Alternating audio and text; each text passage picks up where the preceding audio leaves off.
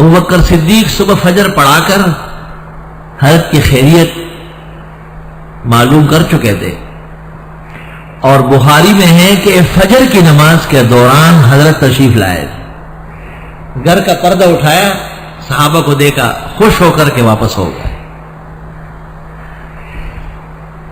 آپ کو اندازہ ہو چکا تھا کہ آج میرا سفر آخرت ہے، آپ چاہتے تھے کہ میں امت کے حق میں عینی شہادت دے دوں کہ میں دیکھ کے آیا ہوں وہ نماز پڑھ رہے۔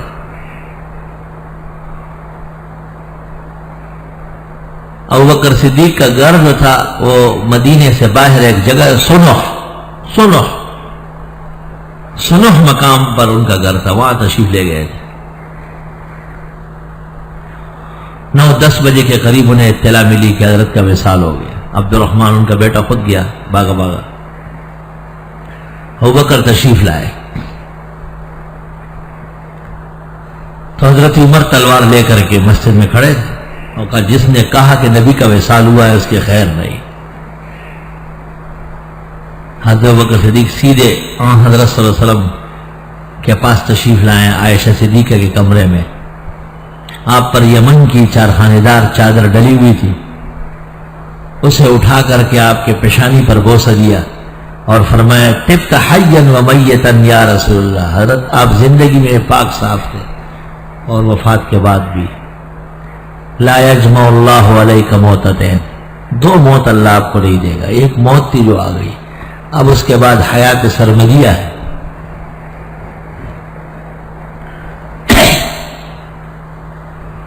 اس کے بعد مسجد آئے اور منبر پر بیٹھ گئے۔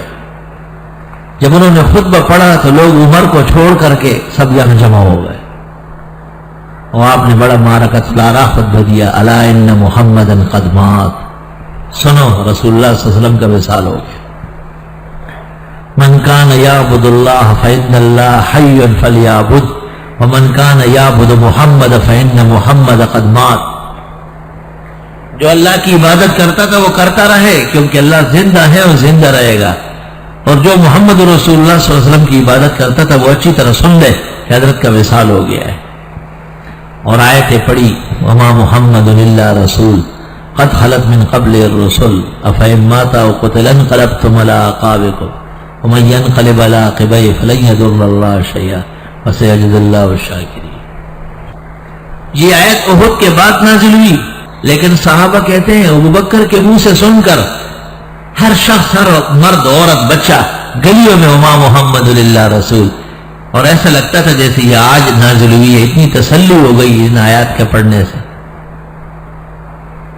اور حضرت عمر کہتے ہیں کہ میری آنکھیں کھل گئی کہ میں نے ابوبکر کا خطبہ اور یہ اعلان سنا۔ سب سے بڑا مسئلہ تو یہ تھا جو حضرت ابوبکر نے وقت پر سنبھالا اور علم واسع کی نشانی تھی۔ پھر صحابہ کرام پوچھنے لگے کہ کیا آن حضرت صلی اللہ علیہ وسلم کا وصال ہوا؟ آپ نے کہا وصال ہوا۔ تو وہ پوچھتے تھے کہ حضرت کی تدفین ہوگی؟ کہاں تدفین کس جگہ ہوگی؟ کہا جس جگہ وصال ہوا ہے۔ حضرت کو غسل دیں گے؟ کہا غسل دیں گے۔ کس طرح دیں گے؟ کپڑوں کے اوپر دیں گے۔ کہا جنازہ پڑھا جائے گا؟ کہا کس طرح پڑھا جائے گا؟ صفوں میں کھڑے ہو کے، امام کوئی نہیں ہوگا، ثنا اور درود پڑھیں گے بس۔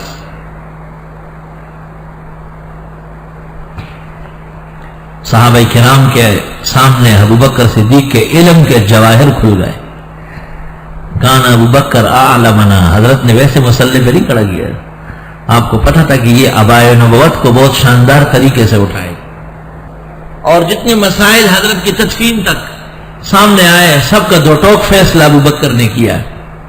پھر بڑے خطرے کی بات یہ معلوم ہوئی اچانک کہ مہاجرین جو ہے ان کے بغیر انصار مدینہ جمع ہوئے ہیں بنو ثقیف بنو ساعدہ میں، اور وہ اپنا امیر منتخب کر رہے خلیفہ۔ حضرت ابوبکر عمر کو ساتھ کر کے سیدھے وہاں پہنچے تمام انصار کے سامنے، اور حضرت ابوبکر نے تقریر کی وہاں۔ اس تقریر کے بعد تمام مہاجر و انصار آپ کی بیعت پر متفق ہوئے، اور آپ نے ان کو کہا تمہیں معلوم نہیں ہے کہ خلیفہ ہمیشہ مہاجر کا ہوگا، مکے کا ہوگا، یہاں کا آدمی خلیفہ نہیں ہو سکتا۔ اور حضرت ابوبکر صدیق نے بے شمار احادیث و آثار پیش کی اس میں۔ ازالۃ الخفان تاریخ الخلفاء میں مکمل درج ہے سب. اور تفضیل الشیخین شاہ ولی اللہ کی مشہور کتاب میں بھی اس کے اقتباسات موجود ہیں.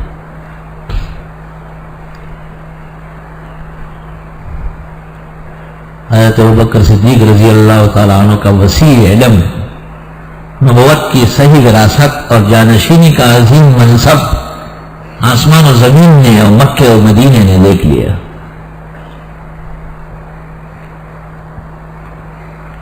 صحابہ نے یہ بھی خواہش ظاہر کی تھی کہ آپ کی تدفین کعبہ میں ہو جائے.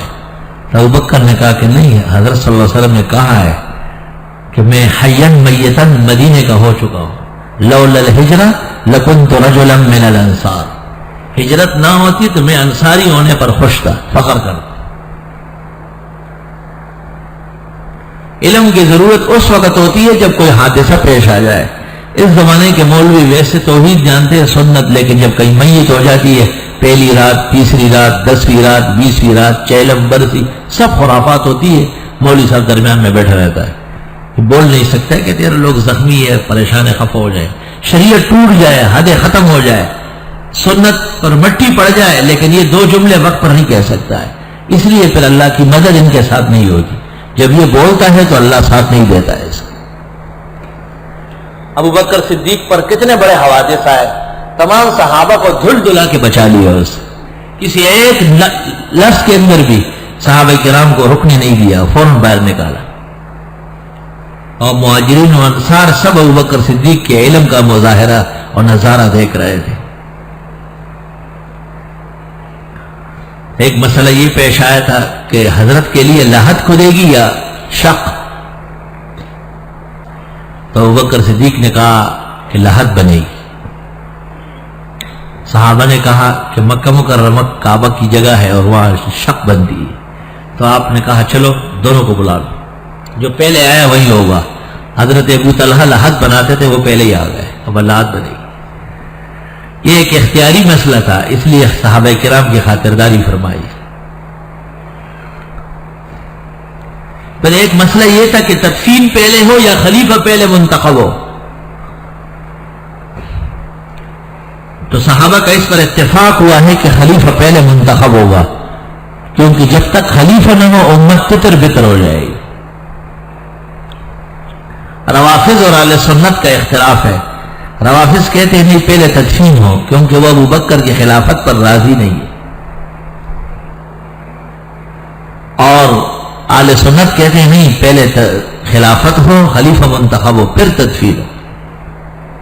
خلیفہ نہیں ہے، تدفین کس طرح ہو؟ جھوٹ جاٹ بنایا کہ 3 دن گزر گئے، 6 دن، کچھ بھی نہیں گزرا ہے. پیر کے دن صبح وصال ہوا ہے، منگل کو شام کو ظہر کے بعد جنازہ اور تدفین ہوئی ہے. اسی کو لیلۃ الاربعاء کہا ہے، کیونکہ اگلے دن بدھ ہوتا ہے. کیونکہ لاکھوں صحابہ و صحابیات جنازہ پڑھ رہے تھے، کمرہ تنگ تھا، سب آتے تھے اور دوسری طرف سے نکلتے، ٹائم لگتا تھا اس میں.